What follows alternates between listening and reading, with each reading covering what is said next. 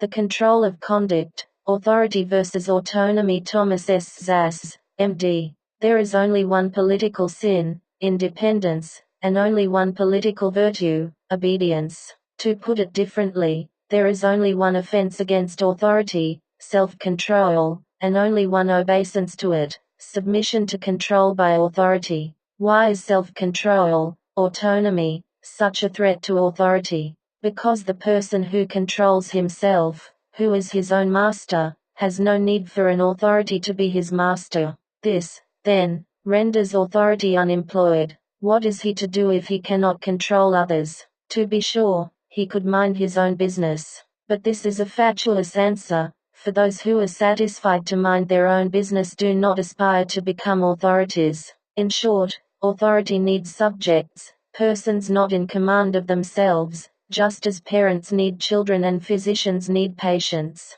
Autonomy is the death knell of authority, and authority knows it, hence the ceaseless warfare of authority against the exercise, both real and symbolic, of autonomy, that is, against suicide, against masturbation, against self-medication, against the proper use of language itself. The parable of the fall illustrates this fight to the death between control and self-control. Did Eve, tempted by the serpent, seduce Adam, who then lost control of himself and succumbed to evil? Or did Adam, facing a choice between obedience to the authority of God and his own destiny, choose self-control? How, then, shall we view the situation of the so-called drug abuser or drug addict? As a stupid, sick, and helpless child, who, tempted by pushes, peers, and the pleasures of drugs, succumbs to the lure and loses control of himself? Or as a person in control of himself, who, like Adam, chooses the forbidden fruit as the elemental and elementary way of pitting himself against authority? There is no empirical or scientific way of choosing between these two answers, of deciding which is right and which is wrong. The questions frame two different moral perspectives, and the answers define two different moral strategies. If we side with authority and wish to repress the individual, we shall treat him as if he were helpless, the innocent victim of overwhelming temptation, and we shall then protect him from further temptation by treating him as a child, slave, or madman. If we side with the individual and wish to refute the legitimacy and reject the power of authority to infantilize him, we shall treat him as if he were in command of himself, the executor of responsible decisions. And we shall then demand that he respect others as he respects himself by treating him as an adult, a free individual, or a rational person. Either of these positions makes sense. What makes less sense, what is confusing in principle and chaotic practice, is to treat people as adults and children, as free and unfree, as sane and insane. Nevertheless, this is just what social authorities throughout history have done. In ancient Greece, in medieval Europe, in the contemporary world, we find various mixtures in the attitudes of the authorities toward the people. In some societies, the individual is treated as more free than unfree, and we call these societies free. In others, he is treated as more determined than self-determining, and we call these societies totalitarian. In none is the individual treated as completely free. Perhaps this would be impossible. Many persons insist that no society could survive on such a premise consistently carried through. Perhaps this is something that lies in the future of mankind. In any case, we should take satisfaction in the evident impossibility of the opposite situation. No society has ever treated the individual, nor perhaps could it treat him, as completely determined. The apparent freedom of the authority, controlling both himself and subject, provides an irresistible model. If God can control, if Pope and Prince can control, if politician and psychiatrist can control, then perhaps the person can also control, at least himself. The conflicts between those who have power and those who want to take it away from them fall into three distinct categories. In moral, political, and social affairs, and I of course include psychiatric affairs among these categories must be clearly distinguished. If we do not distinguish among them, we are likely to mistake opposition to absolute or arbitrary power with what may, actually, be an attempt to gain such power for oneself or for the groups or leaders one admires. First, there are those who want to take power away from the oppressor and give it to the oppressed, as a class, as exemplified by Marx, Lenin, and the communists. Revealingly, they dream of the dictatorship of the proletariat or some other group.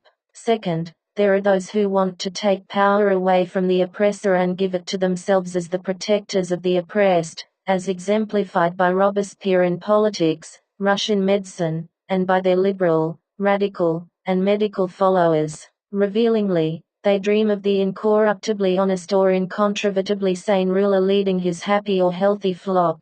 And third, there are those who want to take power away from the oppressor and give it to the oppressed as individuals, for each to do with as he pleases, but hopefully for his own self-control, as exemplified by Mill, von Mises, the free market economists, and their libertarian followers. Revealingly, they dream of people so self-governing that their need for and tolerance of rulers is minimal or nil. While countless men say they love liberty, clearly only those who, by virtue of their actions, fall into the third category, mean it. The others merely want to replace a hated oppressor by a loved one, having usually themselves in mind for the job. As we have seen, psychiatrists, and some other physicians, notably public health administrators, have traditionally opted for reforms of the second type, that is, their opposition to existing powers, ecclesiastic or secular, has had as its conscious and avowed aim the paternalistic care of the citizen patient,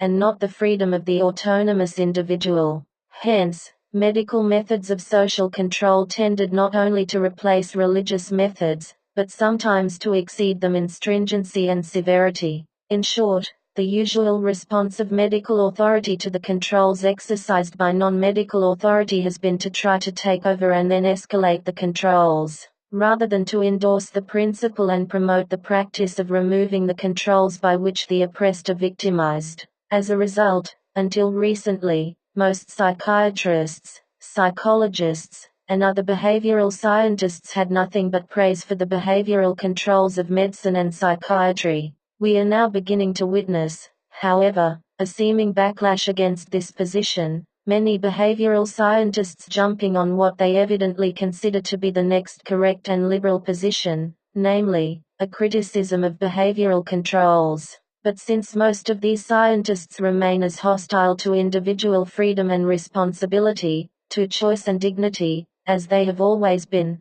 their criticism conforms to the pattern I have described above. They demand more controls, that is, professional and governmental controls, over behavior controls. This is like first urging a person to drive over icy roads at breakneck speed to get over them as fast as possible, and then, when his car goes into a skid, advising him to apply his brakes. Whether because they are stupid or wicked or both, such persons invariably recommend fewer controls where more are needed, for example in relation to punishing offenders, and more controls where fewer are needed, for example in relation to contracts between consenting adults. Truly, the supporters of the therapeutic state are countless and tireless, now proposing more therapeutic controls in the name of controlling behavior controls. Clearly, the seeds of this fundamental human propensity, to react to the loss of control, or to the threat of such loss, with an intensification of control, thus generating a spiraling symbiosis of escalating controls and counter-controls,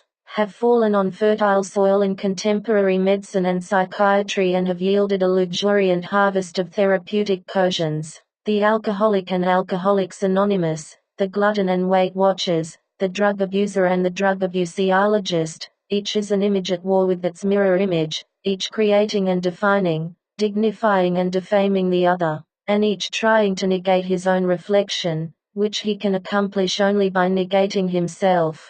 There is only one way to split apart and unlock such pairings, to resolve such dilemmas, namely, by trying to control the other less, not more, and by replacing control of the other with self-control. The person who uses drugs, legal or illegal drugs, with or without a physician's prescription, may be submitting to authority, may be revolting against it, or may be exercising his own power of making a free decision. It is quite impossible to know, without knowing a great deal about such a person, his family and friends, and his whole cultural setting, just what such an individual is doing and why. But it is quite possible, indeed it is easy, to know what those persons who try to repress certain kinds of drug users and drug users are doing and why. As the war against heresy was in reality a war for true faith, so the war against drug abuse is in reality a war for faithful drug use. Concealed behind the war against marijuana and heroin is the war for tobacco and alcohol,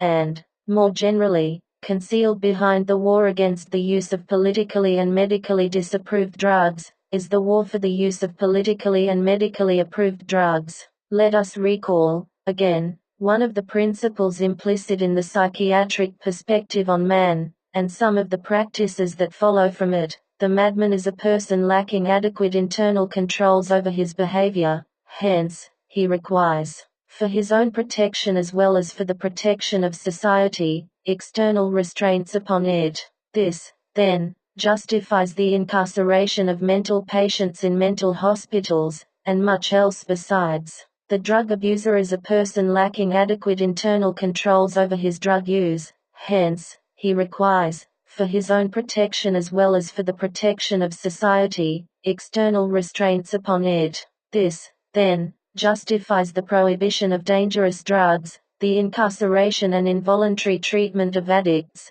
the eradication of pushers, and much else besides. Confronted with the phenomena of drug abuse and drug addiction, how else could psychiatry and a society imbued with it have reacted? They could respond only as they did, namely, by defining the moderate use of legal drugs as the result of the sane control of resistible impulses, and by defining the immoderate use of any drug, and any use of illegal drugs, as the insane surrender to irresistible impulses. Hence the circular psychiatric definitions of drug habits, such as the claim that illicit drug use, for example, smoking marijuana, causes mental illness and also constitutes a symptom of it, and the seemingly contradictory claim that the wholly similar use of licit drugs, for example, smoking tobacco, is neither a cause nor a symptom of mental illness. Formerly, opium was a panacea, now it is the cause and symptom of countless maladies,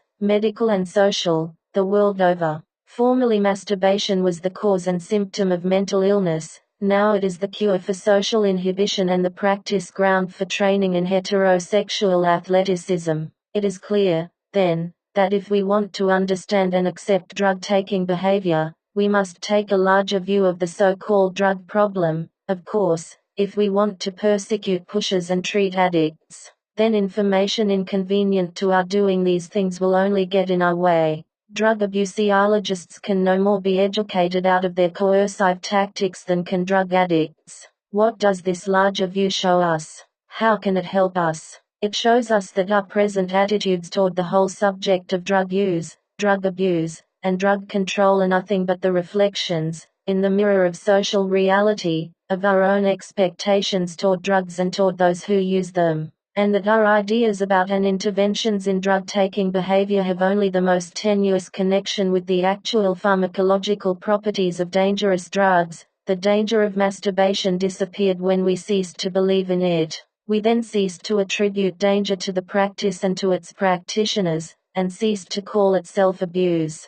Of course, some people still behave in disagreeable and even dangerous ways, but we no longer attribute their behavior to masturbation or self-abuse. We now attribute their behavior to self-medication or drug abuse. We thus play a game of musical chairs with medical alibis for human desire, determination, and depravity. Though this sort of intolerance is easy, it is also expensive. It seems clear that only in accepting human beings for what they are can we accept the chemical substances they use for what they are. In short, only insofar as we are able and willing to accept men, women, and children as neither angels nor devils, but as persons with certain inalienable rights and irrepudiable duties, shall we be able and willing to accept heroin, cocaine, and marijuana as neither panaceas nor panapathogens, but as drugs with certain chemical properties and ceremonial possibilities.